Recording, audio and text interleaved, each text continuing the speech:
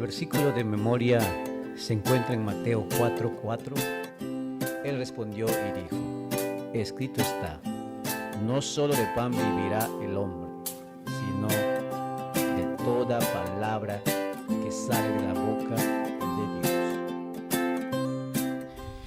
Una vez más estamos aquí, un gusto poder saludarlos, que Dios lo bendiga a cada uno de ustedes, los que van a escuchar y ver este video. Estamos hoy en la lección número 12, titulado Deuteronomio en el Nuevo Testamento.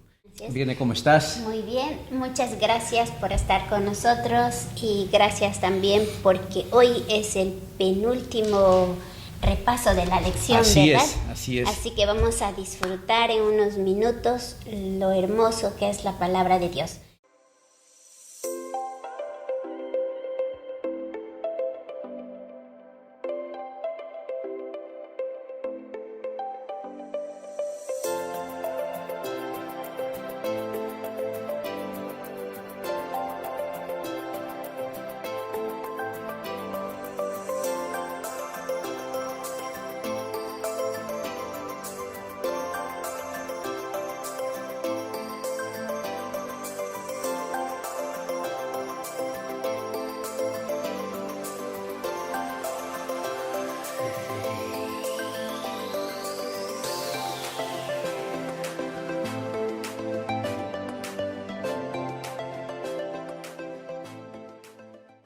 Vamos a orar para empezar, Sí. ¿verdad? ¿Puede dirigir la oración, por favor? Vamos a orar. Ok, oremos, nos acompañan.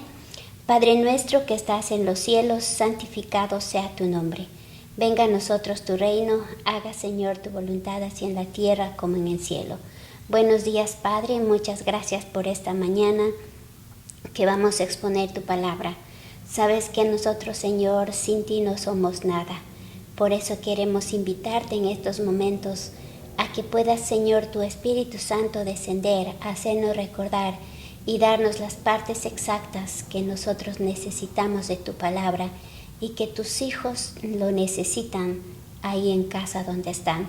Bendícelos, Señor, cuídales, protégeles y si hay alguna necesidad, por favor, suple esas necesidades. Así que en esta mañana permítenos glorificar tu santo nombre y, Señor, sea tu nombre tan glorificado. Te rogamos todo esto en el nombre de Jesús. Amén. Amén. Amigos, las enseñanzas del libro de Deuteronomio se reflejan no solo en el Antiguo Testamento, sino también en el Nuevo Testamento. Hay citas que se incluyen, algunos literalmente, explícitamente se citan en el Nuevo Testamento. Además, hay muchas alusiones, muchas referencias, y Jesús mismo dijo: escrito está en Mateo 4:4. Es decir, está escrito en el Antiguo Testamento. Querido amigo, vamos ahora a pasar al repaso de esta lección que está muy fascinante y que ha traído muchas lecciones para nosotros, bien, y también esperando que las personas que están viendo el video puedan también llevar lecciones importantes para el crecimiento espiritual. Así es. El primer punto que hoy vamos a tratar es escrito está. Y en escrito está vamos a ver cómo Cristo pasó la tentación. Lo encontramos en Mateo 4:1 al 11. Y antes de poder estudiar la Biblia, viernes, ir directamente a la palabra, quiero hacer una pregunta. ¿Cuál fue la respuesta de Jesús en el desierto cuando fue tentado por el diablo? ¿Y qué poder tiene la palabra de Dios? Y antes de poder ir a las tres tentaciones que Jesús enfrentó en el desierto, me gustaría leer Hebreos 4:12, dice la palabra de Dios. Porque la palabra de Dios es viva y poderosa, es como la espada que tiene dos filos, que penetra al alma hasta dividirla. Esta versión, sí lo lea de todo. No, está bien. Esta versión de la Biblia de las Américas dice de esta manera, Hebreos 4:12, porque la palabra de Dios es viva y eficaz, y más cortante que cualquier espada de dos filos. Penetra hasta la división del alma y del espíritu, de las coyunturas y de los tuétanos, y es poderoso para discernir los pensamientos y las intenciones del corazón. Qué hermoso pasaje, Virne. Entonces la pregunta para responder de este primer punto es: ¿Cuál fue la respuesta de Jesús en el desierto cuando fue tentado por el diablo? ¿Y qué poder tiene la palabra de Dios? Es interesante ver cómo Jesús fue tentado, ¿verdad? Es muy importante lo que es tener en mente lo que es la palabra de Dios para nosotros poder hacer al frente las tentaciones de Satanás como Cristo lo hizo. Mateo 4:1 al 11 relata la historia de la tentación de Jesús, pero Mateo 4:4 encontramos la primera tentación donde Jesús le dice, y él le respondió, escrito está, el hombre no solo va a vivir de pan, sino de toda palabra que procede de la boca de Dios. Recordemos que Jesús había ayunado 40 días y 40 noches y él tenía hambre. Entonces Satanás aprovechó esa oportunidad de que Jesús estaba débil y lo tentó diciéndole, pues si eres el Hijo de Dios, haz que estas piedras se conviertan en pan. Y Jesús, ¿qué le dijo? Escrito está, no solo de pan vive el hombre. Y justamente va al texto de Deuteronomio capítulo 8, versículo 3. En la primera tentación, ¿qué es lo que le dice el diablo a Jesús? Si eres hijo de Dios, convierte pues estas piedras en pan. ¿Y cuál fue la respuesta de Jesús? Lo impresionante de esta respuesta de Jesús es que él no discute con el diablo. Es cierto.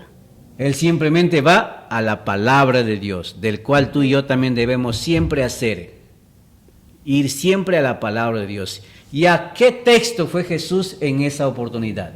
Fue a Deuteronomio 8:3. Léalo, por favor. Deuteronomio 8:3. Yo lo tengo aquí también. Deuteronomio 8:3.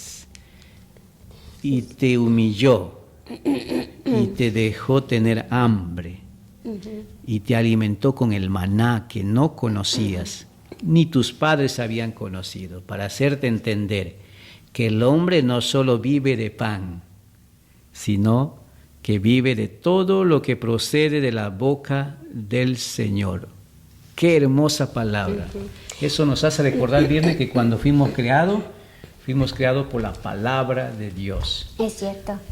Pero cuando Jesús se refiere escrito está, significa de que nosotros tenemos que confiar en Dios de cada día de lo que vamos a comer, porque de Él procede todas las bendiciones. Amén. Cuando Dios le dice al pueblo de Israel, te humillé, te hice tener hambre, pero luego te di maná, te di pan del cielo, lo que está diciéndole a Israel es que no solamente te voy a dar el pan material que tú necesitas.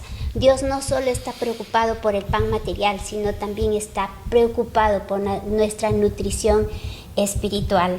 Es por eso que nosotros necesitamos una dependencia diaria como el Hijo de Dios, que dijo, no solo de pan vive el hombre, sino de toda palabra que sale de la boca de Dios. Dios es el que da la orden para nosotros poder comer. O para no poder comer, porque podemos tener mucho dinero, pero si Él quiere un momento, se puede cerrar algo y ya con el dinero que vamos a hacer nada. Por eso hasta los animales día a día dependen de ese Dios poderoso. Amén. Amén. Ahora, viendo que Satanás no podía tentarlo en la primera, va a la segunda. Y está en Mateo 4:7. Mateo 4:7 dice la palabra de Dios. ¿Puedes pasarme la Biblia, por favor? Mateo 4:7 para leer el texto. Dice, y Jesús le dijo, escrito está, no tentarás al Señor tu Dios. Jesús le dijo, escrito está, no tentarás al Señor tu Dios. Mira, ahora Jesús va al texto de Deuteronomio capítulo 6, versículo 16. Y si vamos a la Biblia, vamos a ver que Jesús está recurriendo a la Biblia para disuadir y poder contrarrestar el ataque. Dice, tú no tentarás al Señor tu Dios como lo has tentado en Masha. Es Deuteronomio 6:16. Sí. 6:16. Vamos a ver aquí. Jesús conocía la Biblia de memoria y nosotros también estamos llamados a conocerla de memoria, porque Jesús no platicó con Satanás. Simplemente cuando Satanás le tentó, Jesús, ¿qué hacía?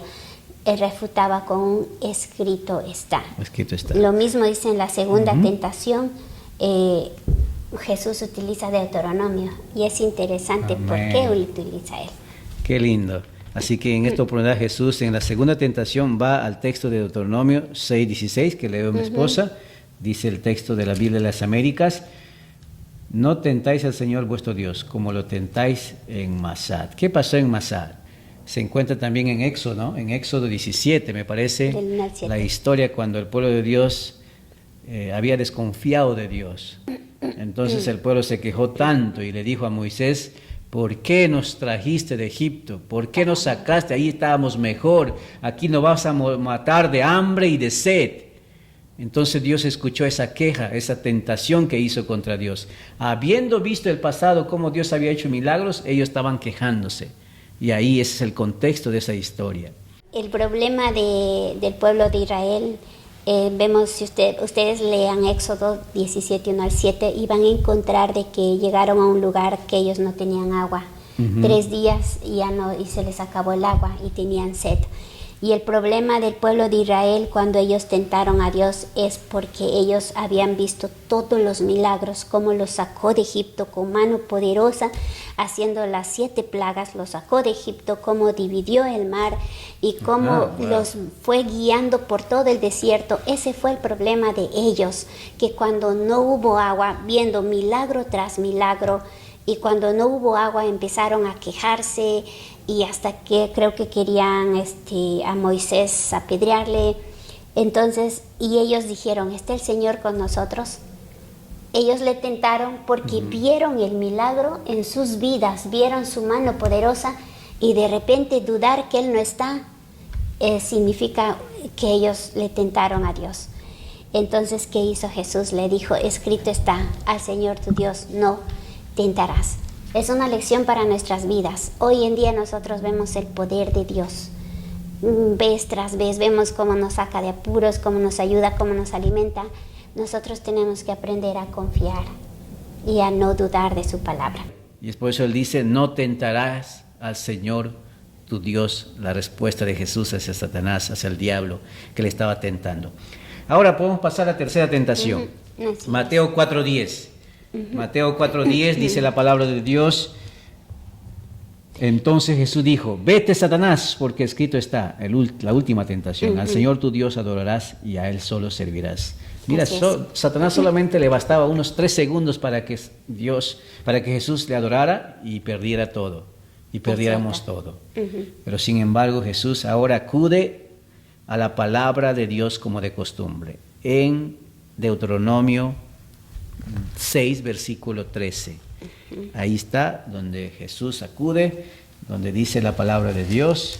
Dice: tú temerás al Señor tu Dios y lo servirás a Él. Wow. 6:13 dice: temerás solo al Señor tu Dios y a Él le servirás o le adorarás. Y jurarás por su nombre. Cuando Jesús se hizo esta referencia, cuando Él utilizó Deuteronomios, recordemos algo interesante. Cuando Jesús le dijo a Satanás: al Señor tu Dios adorarás, le estaba también repitiendo los 10 mandamientos, porque los 4 primeros mandamientos habla acerca de que no debemos tener dioses ajenos, no debemos inclinarnos ante dioses, no debemos usar el nombre de Dios en vano, y también habla acerca de lo que es guardar el día que Dios ha creado, porque en ese día nosotros, ¿qué hacemos? Le adoramos. Y mire cómo Pablo también nos da un buen consejo en Romanos 4:3, donde dice: porque ¿qué dice la Escritura? Y creyó Abraham a Dios y le fue contado por justicia. Qué hermoso. Cada vez, este es un mensaje para ti y para mí, cada vez que podamos enfrentar tentaciones, problemas doctrinales dentro de tu iglesia, dentro de tu casa, con tus amigos, que a veces hay cosas que suceden y a veces uno se confronta, ¿no?, con personas que dicen: yo creo de esta manera, yo creo no. ¿Qué dice la Escritura? Dice Romanos 4:3. ¿Qué hizo Jesús cuando estaba en el desierto y estaba siendo tentado con el diablo? Acudió a la palabra de Dios. Es una invitación para ti y para mí poder buscar a Dios en ese libro y poder guardar sus leyes y poder hacer la voluntad de Dios y ser hijos obedientes. Amén. Bien, entonces pasamos al otro punto. Dios no tiene favoritos. ¿Qué podemos aprender de eso? Hay algo interesante que nos muestra en Deuteronomios 10, 17 al 19. Leamos ese texto. Y eso a mí me impactó. La lección está muy hermosa. Es un llamado para nosotros ser como nuestro Dios quiere que seamos. El 10, 17 dice, porque el Señor tu Dios es Dios de dioses y es Señor de señores, el grande Dios, poderoso y maravilloso. Amén. Quien no muestra parcialidad, ni toca, ni toma, dice, sobornos. Wow. Qué lindo. Me gusta mucho este texto. Bien, le voy a leer esta versión de la Biblia de las Américas. Dice, porque el Señor vuestro Dios es Dios de dioses y Señor de señores, Dios grande, poderoso y temible, que no hace acepción de personas ni acepta soborno. Qué hermoso.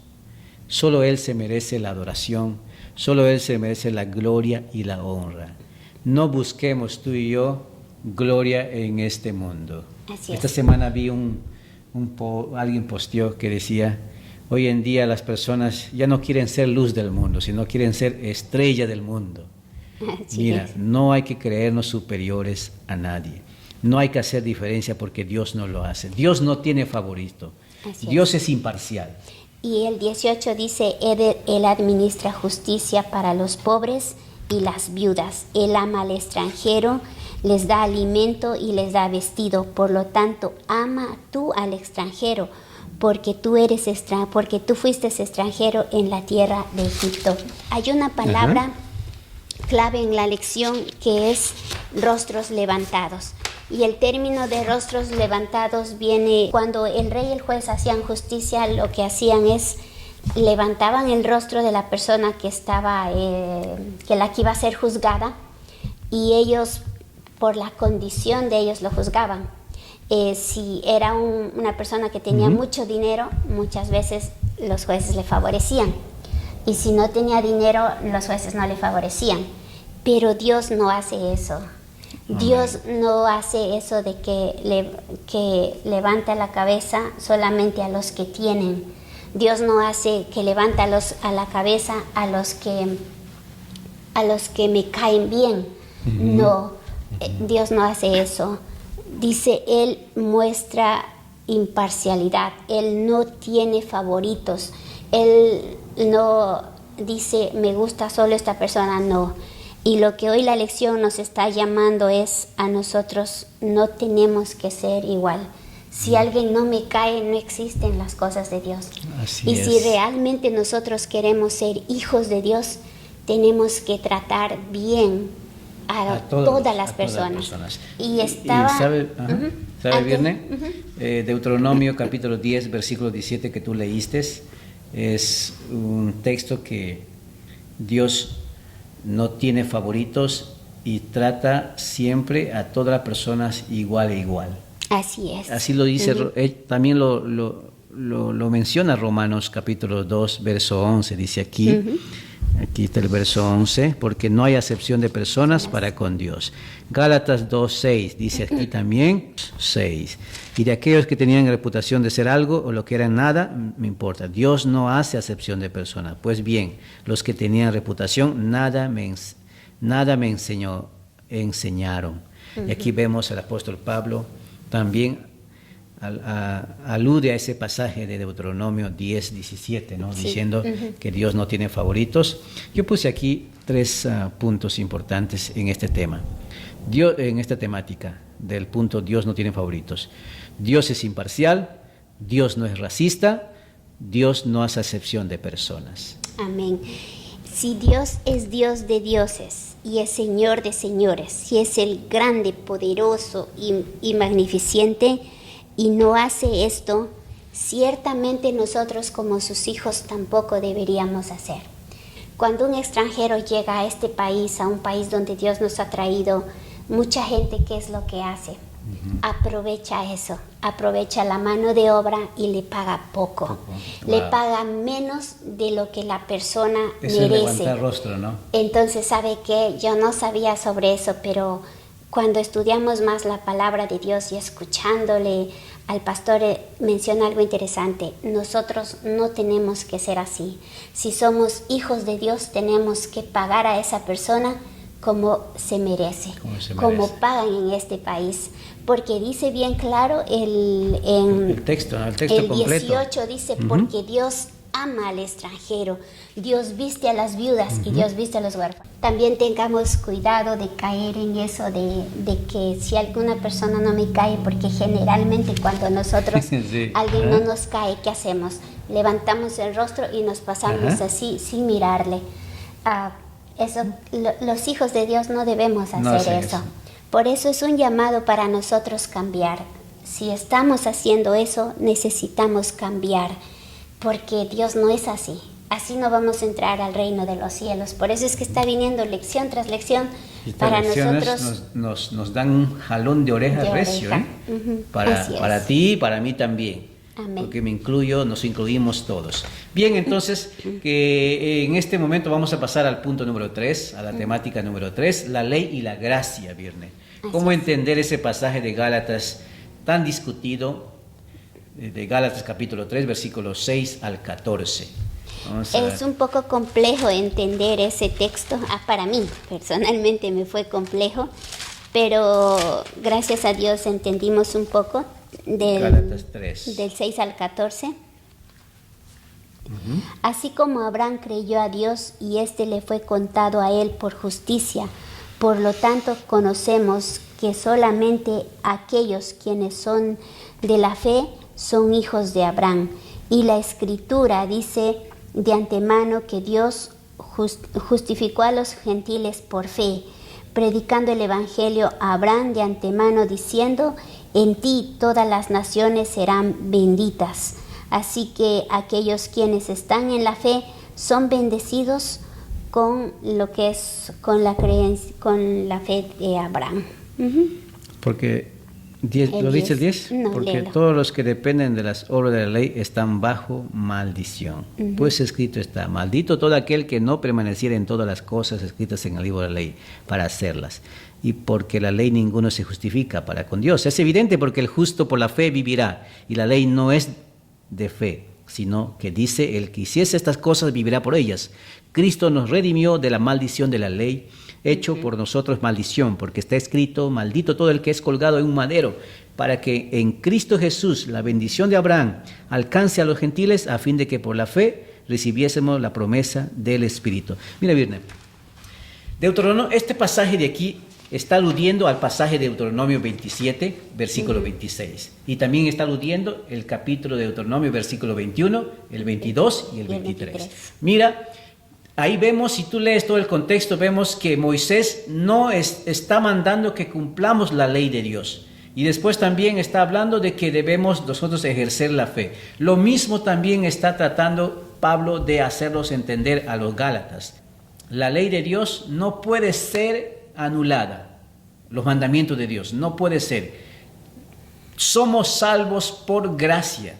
El problema de los seres humanos, que a veces nos confundimos en ese pasaje, es que hay gente que pone su salvación en la ley de Dios, como lo hacían los judíos en su época. Estaban tan basados en esas leyes y pensaban que esa ley les iba a salvar. No, por eso dice el versículo 10 es clave.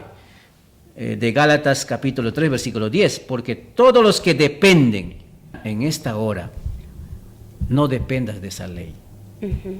Mire, yo puedo entender claramente, para hacer un ejemplo, la ley es como un diagnóstico de un doctor. El diagnóstico no sana a una persona. Es cierto. Lo que hace el diagnóstico es que te lleva a comprar la medicina adecuada para tratar esa enfermedad. Lo mismo también la ley es como un diagnóstico que te hace ver tu realidad, que te hace ver tu pecado. Por eso dice el apóstol Pablo en Romanos, mire lo que dice Romanos capítulo 7, versículo 7. Mire lo que dice Romanos capítulo 7, Y voy a leer la Biblia de las Américas, 7, versículo 7. Y también vamos a leer el 12, mira lo que dice el 7.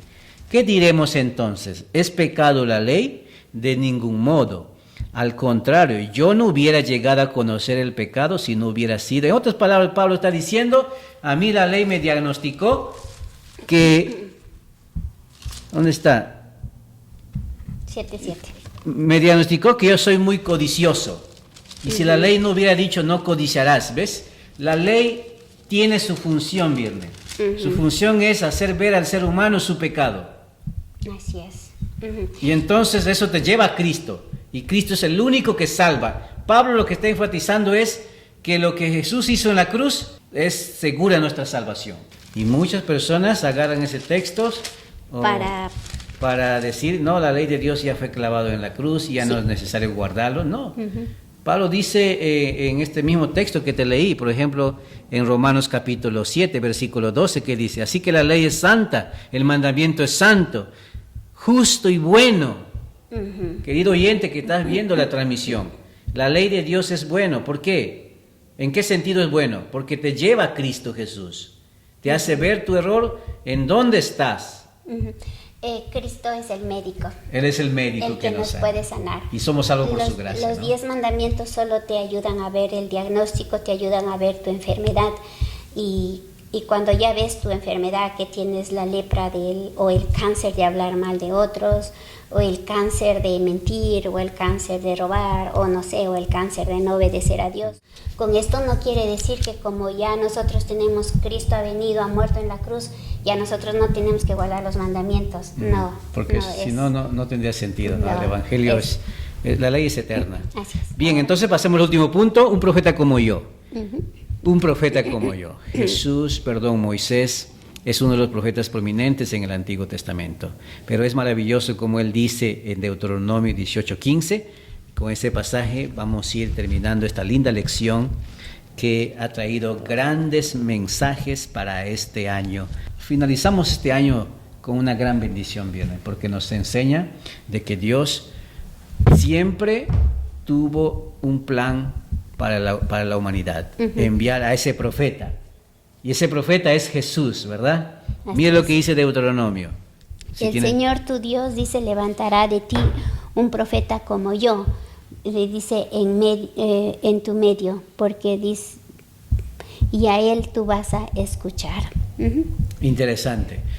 Siempre hubo profetas a través de la historia de la humanidad. Así es. Pero el profeta que tenía en mente, ese profeta que no era el profeta de los profetas, el Dios encarnado, el que cuando vino a este mundo, y Juan lo escribió, cuando multiplicó los panes, yo pienso en el desierto cuando también se multiplicó y cayó maná del cielo. Y ahora Jesús en su humanidad viene a este mundo y dice Juan 6:14, cuando multiplicó los panes, ¿qué es lo que dice la Biblia? La gente entonces, al ver la señal que Jesús había hecho, decían, verdaderamente, este es el profeta, el Hijo que había de venir al mundo.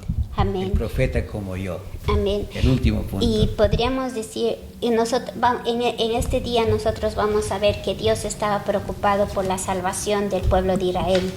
Dios sabía que el pueblo de Israel, entrando a la tierra de Canaán, iba a encontrar muchas cosas malas y ellos no debían consultar. Los otros pueblos consultaban a lo que es a las brujas, a los adivinos, hechiceros y a otros más.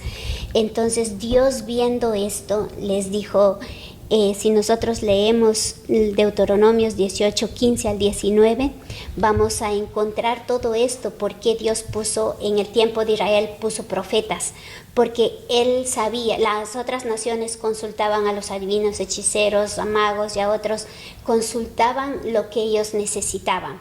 Pero Dios no quiso eso para el pueblo de Israel. Dios quiso ser el centro de sus vidas y les dijo, voy a mandar un profeta como tú. A ustedes van a consultarle, él me va a consultar a mí y yo a través de él voy a consultar. Cristo es el Hijo de Dios, pero también es comparado a un profeta que fue dado en su tiempo y pues Él nos ha redimido y hoy nosotros también tenemos el peligro de a veces de querer consultar o saber nuestro futuro, y mucha gente va a los horóscopos y dice vamos a ver cómo nos va mañana, y eso no le agrada a Dios. Nosotros tenemos, no en una forma literal nada más, una forma simbólica, nosotros tenemos un profeta.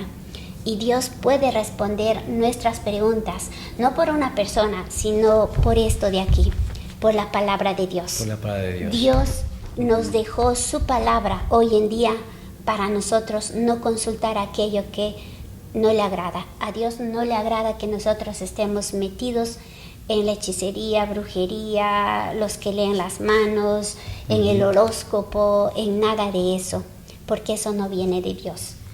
Queridos amigos, hermanos, en este repaso de la lección, lo que la lección nos enfatiza es que hacer lo que hizo Jesús, acudir siempre a las Escrituras. Pablo dijo, ¿qué dice la Escritura? En Romanos 4:3. Cuando Esteban quiso persuadir a esa gente que estaba predicando, se basó en Deuteronomio. Utilizó las Escrituras, utilizó Deuteronomio, utilizó este texto que se encuentra en Hechos capítulo 7, versículo 36. En su predicación, en su disertación, en su predicación, dijo estas palabras: este hombre lo sacó, hablando de Moisés, haciendo prodigios y señales en la tierra de Egipto, en el Mar Rojo, en el desierto por 40 años. Verso 37. Este es el mismo Moisés que dijo a los hijos de Israel: Dios os levantará un profeta como yo entre vuestros hermanos. Cuando dijo estas palabras, poquito más adelante cayeron las piedras sobre él y fue el primer mártir. Y él se inspiró en ese pasaje de Deuteronomio. Y también Pedro predicó también, y podemos encontrar grandes lecciones en la palabra de Dios. Así como estos personajes acudieron al libro de Deuteronomio, acudieron a otros pasajes del Antiguo Testamento, tú también, yo también debemos acudir siempre a las Escrituras. Amén. Y eso debe ser nuestra base. Por eso yo creo firmemente en ese pasaje de Hebreos 4:12, que la palabra de Dios es como una espada que transforma la vida y que Dios puede hacer también un cambio en nuestras vidas. Y recuerda, nosotros hemos sido llamados para ser sus representantes. Y como tal representante nos tenemos que comportar como Él lo hizo. No hace indiferencia de nadie. Exactamente, no hace diferencia. Estamos aprendiendo, tú y yo estamos aprendiendo no hacer indiferencia de nadie. Tenemos a Cristo, que es nuestro médico. Los 10 mandamientos nos hacen ver nuestro mal, nos diagnostican en qué estamos mal. Y tenemos algo hermoso. Podemos consultarle a Dios todos nuestros problemas. Vamos a orar para terminar esta lección. Señor eterno, gracias por estas lindas palabras que tú nos enseñas, como en el desierto, cuando fuiste tentado. Tú acudiste a la palabra, con un escrito está. Cuando nosotros nos sentimos también agotados, tentados o sufriendo en este mundo, podemos acudir a tu palabra, donde encontramos consuelo. Señor, lo hizo Esteban, lo hizo Pedro, lo hizo Pablo, lo hicieron los reyes, lo hicieron los salmos, David. Buscaron, Señor, en tu escritura ese consuelo. Amén. Que en este tiempo también de peligro, de mucha incertidumbre, podamos seguir, Señor, buscando en tu palabra y así llegar al cielo. Amén. Que tu Espíritu Santo, Señor, nos llene en este momento y nos cuides y nos proteges. A cada persona que va a ver este video puede ser transformado su vida. Te lo pido de todo corazón en el nombre de Jesús. Amén. Amén. Muchas gracias, nos vemos hasta el próximo video.